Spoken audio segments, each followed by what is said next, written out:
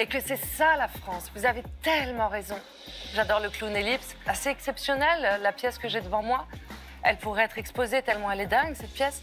Et moi, j'ai adoré ce nouveau personnage de Piche. Ça, c'était moi devant le dernier épisode de Drag Race France All Star en train de découvrir mon travail défilé sur Ellipse. Mais comment on en est arrivé là ?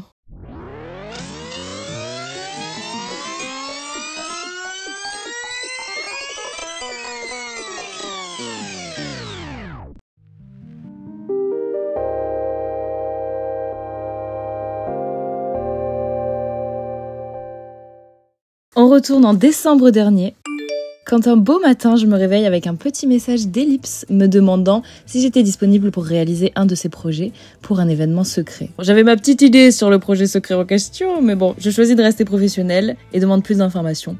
Et le saint mot finit par tomber, Drag Race. Évidemment, je lui ai répondu avec un immense oui, mais les dates étaient très serrées. Je pouvais commencer son projet à partir du 1er janvier, sauf que j'étais en plein déménagement au nouvel atelier, donc le lieu n'était pas super adapté. Et en plus, je partais en vacances le 15 janvier. Donc ça laissait 15 jours pour pondre une masterclass. Comme vous le voyez, Ellie avait une idée très précise de ce qu'il voulait. On partait sur un clown couture, très dramatique, avec des volumes exagérés et qui met en valeur la taille et la silhouette. Des inspirations mode et graphiques avec des formes exagérées. En somme, tout ce que j'aime faire. Notre inspiration principale était donc celle de Pierrot, qu'on a déjà beaucoup travaillé, vous le savez. L'histoire de Pierrot est issue de la Commedia dell'arte en Italie et il est très lié à celle d'Arlequin. Il s'agit d'un triangle amoureux entre Arlequin et Pierrot qui se disputent l'amour de la belle Colombine. On parle ici donc d'un clown sensible et triste. Un clown qui a immensément touché la culture populaire et qui, aujourd'hui encore, voit le jour sous des centaines de représentations. À la différence de mes anciens projets, je n'ai pas voulu faire un Pierrot lunaire, mais un Pierrot plein de fougue. Certes, un Pierrot sensible, mais qui a décidé de jongler avec ses émotions et son trouble. Alors du coup, je suis en train de commencer à réfléchir au volume que pourrait avoir la tenue. On a quelques idées avec Ellipse, mais il faut voir comment on fixe ça de manière définitive. J'ai pas envie de me foirer. Vous imaginez, c'est le tout premier projet que je fais dans mon nouvel atelier, donc dans un cadre 100% professionnel. En plus, c'est pour la télé. En plus, c'est pour une drag queen que j'admire. J'ai l'impression... Ça va le faire. Bien sûr que ça va le faire. Le projet me plaît, donc bien sûr que ça va me faire. Mais tu sais, t'as toujours ce petit stress un peu naze qui pollue tes pensées. Mais c'est du bon stress. Et comme à chaque début de projet, on commence par le moulage qui nous permet d'obtenir des patrons. Il y a 2 techniques pour obtenir les patrons, moulage ou coupe à plat. On peut cumuler les deux évidemment. Moi j'ai une préférence pour le moulage car je suis très mauvaise en mathématiques. Donc c'est beaucoup plus naturel et inspirant pour moi que de fonctionner comme ça. Une fois qu'on a fait ce moulage, on passe à l'étape du prototype où on fait une première version du vêtement pour chercher nos volumes exactement car il y a beaucoup de paramètres qui rentrent en compte quand on fait des silhouettes aussi sculpturales. Le moindre centimètre au-dessus ou en dessous change le visuel. Toute la structure des jambes, en fait, elle tient grâce à des baleines que je glisse à l'intérieur du pantalon. Ça nous permet d'avoir de la tenue et de la solidité sur le long terme parce que le costume est fait pour être porté. À ça, on couple une base en crin pour être sûr que tout tienne bien. Je viens de faire le montage du crin pour la structure de la jambe. Et comme tu le vois, quand on l'ouvre, il n'y a même pas les baleines que ça prend déjà la forme. Et ça, c'est vraiment grâce au patronage et au fait qu'on utilise du crin, qui est vraiment fait pour donner les volumes. Donc là, ce que je vais faire, c'est que je vais plaquer mes valeurs de couture à plat comme ça pour obliger tout le tissu à se tendre. Sur ces valeurs de couture, je vais passer un biais qui servira de couloir à baleine et ensuite je glisserai la baleine et on aura notre volume défini. Rebonjour très cher. Ah oui, ce que vous avez là, c'est les vidéos techniques que j'ai envoyées à Ellie pour qu'il puisse voir l'avancée en même temps et me donner son avis. Parce que je n'ai jamais fabriqué la pièce seule, il a été décisionnaire sur absolument tout. Voilà. Alors du coup là j'ai fait un petit proto pour la collerette et ce que j'avais en tête c'était de te faire un truc qui remonte comme ça, donc vraiment qui embrasse ton cou. Ça serait un millefeuille entre une couche de tulle et une couche de pétales. Une fois que les volumes sont validés, je repasse à la machine pour monter une dernière fois mon pantalon et passer les baleines dans les fameux couleurs à baleines dont je vous parlais. Ici j'ai utilisé une grande majorité de baleines en plastique, mais il y a une baleine métallique au centre pour vraiment donner du corps là où ça en a le plus besoin. Et donc là si on regarde ce qu'on a déjà la doublure du body, les jambes en crin et tout en bas vous avez les mollets en jersey, donc le jersey qui est un tissu élastique et qui permettra à Ellie de se baisser si jamais il fait tomber un masque durant le défilé. On se retrouve avec notre structure et je te montre juste l'entrejambe parce que c'est assez intéressant. Les 2 triangles dont je te parlais et ça c'est juste le dessous du body. Donc comme ça, c'est respirant et ça ne la gênera pas pour danser ou faire ses trucs. Et donc regardez-moi ces joyeux lurons là. J'étais ravie du résultat. Genre les volumes étaient très cool, ça fonctionnait et surtout c'était pratique pour se baisser, sauter, faire tout ce qu'un clown pouvait faire éventuellement et du coup garder le champ libre pour le défilé. Et ensuite, une fois que ma base était terminée, il était temps de passer à la pièce de résistance, le moulage des pétales.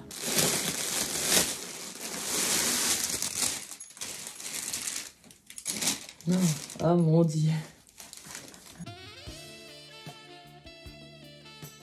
Donc cette merveille de tissu, je l'ai faite venir de Turquie et quand j'ai vu le projet d'ellipse, j'ai su que c'était ce tissu-ci qu'il fallait utiliser. Ce sont des pétales d'organza qui sont juste surjetés en noir sur la bordure et le tout est monté sur une base en tulle. Donc c'est quelque chose qu'on peut faire nous-mêmes mais ça serait très long. Donc j'ai choisi la facilité. Il était impossible de couper mes pétales facilement. J'ai donc dû coudre à la main toutes mes bordures pour finir proprement chaque pétale. Et il y en avait. Ça a été un travail d'aiguille à la main et de patience parce que chaque pétale a été placé pour que le résultat soit optimal.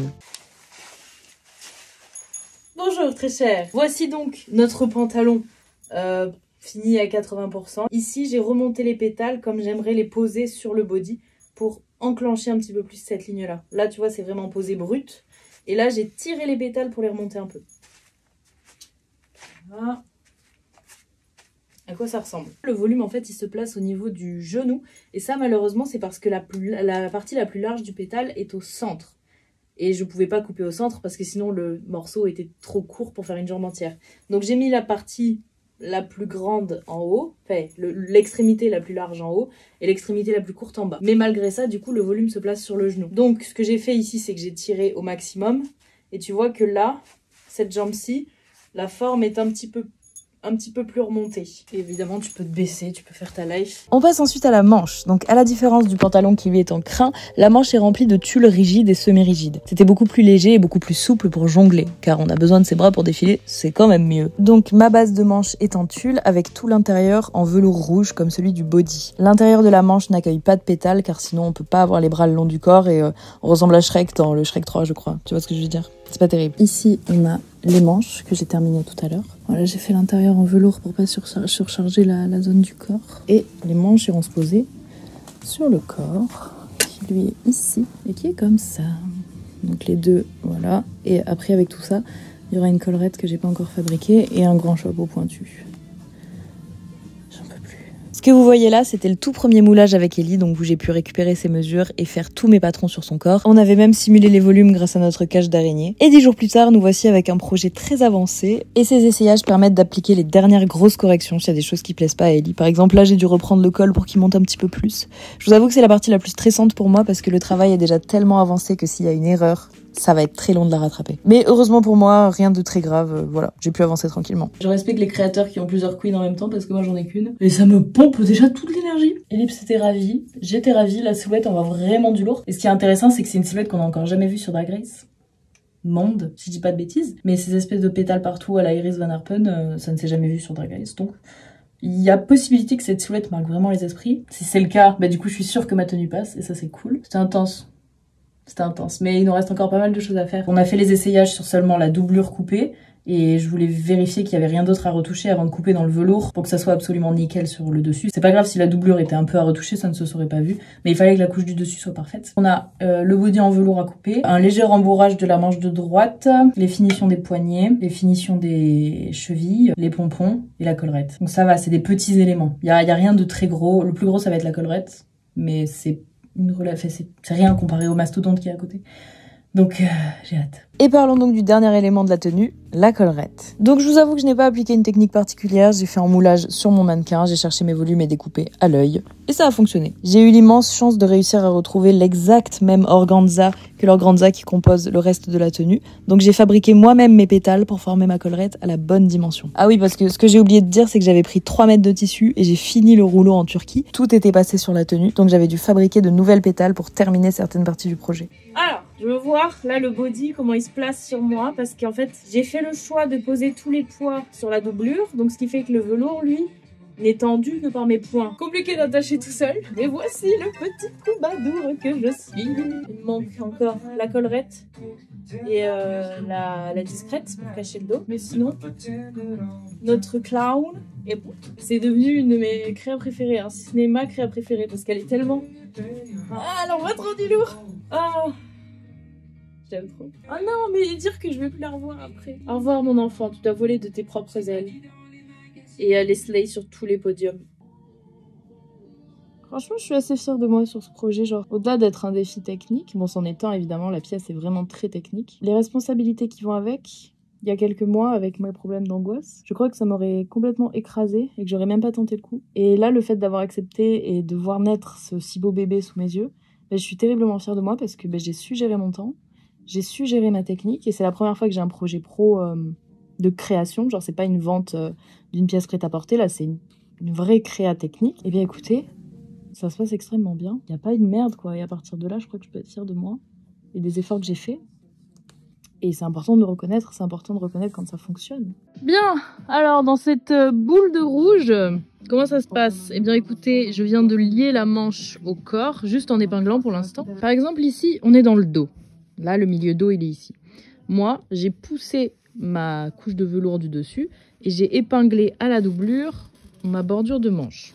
Donc là, tu vois, c'est épinglé vers l'extérieur. Ce qui fait que, bon, à l'intérieur, donc, ma doublure, elle est nickel, tu vois. Ensuite, je dégarnis tout le bazar là qu'il y a. Et ensuite, j'ai plus qu'à rabattre ma petite bordure ici. Je la replie, pouf, et je viens la coudre ici. Et ça termine ma couture. Et enfin, nous n'avons plus qu'à poser l'étiquette, mettre sur mannequin et apprécier. Que je te montre ce que nous avons ici. Donc, comme tu le vois, l'organza, il est parfait. Il s'accorde complètement avec la tenue. Et la collerette se présente comme ça. La petite technicité, c'est que dans le dos, en fait, ta collerette, elle va tenir grâce à une baleine qui est discrètement cachée dedans. Et cette baleine, tu vois, elle va venir se poser dans ton dos. En fait, il faudra que sur la discrète, qui est là, ça c'est ta discrète, donc qui va venir cacher ton dos derrière les lassages, t'enfiles la tenue, tu lasses tout, et en fait, il faudra que quelqu'un vienne t'enfiler la baleine dans ce couloir à baleine là. Et c'est normal que ça soit un petit peu galère. Il va falloir forcer un petit peu parce que la chaussette va agripper le tissu là. Grâce à ça, justement, ta collerette ne bougera pas d'un poil. Voilà. Putain, j'ai officiellement fini. Oh my god! Après une liste interminable de tâches à terminer, j'ai terminé la tenue. Je suis libre. Dobby est un elfe libre. Ça va slay fort sur scène, j'en peux plus. Mais tout ce chaos valait le coup. Je t'aime, Pierrot. Je l'aime tant. Elle est si belle. C'est une fin de projet. Et donc, après 2 semaines non-stop à rentrer chez moi tous les soirs à 22h, j'ai pu enfin, 7 mois plus tard, découvrir ma muse Ellipse et notre cher Pierrot. Clown, inspiration Pierrot, Arlequin, tout rouge. J'ai 3 masques qui sont aussi des massues.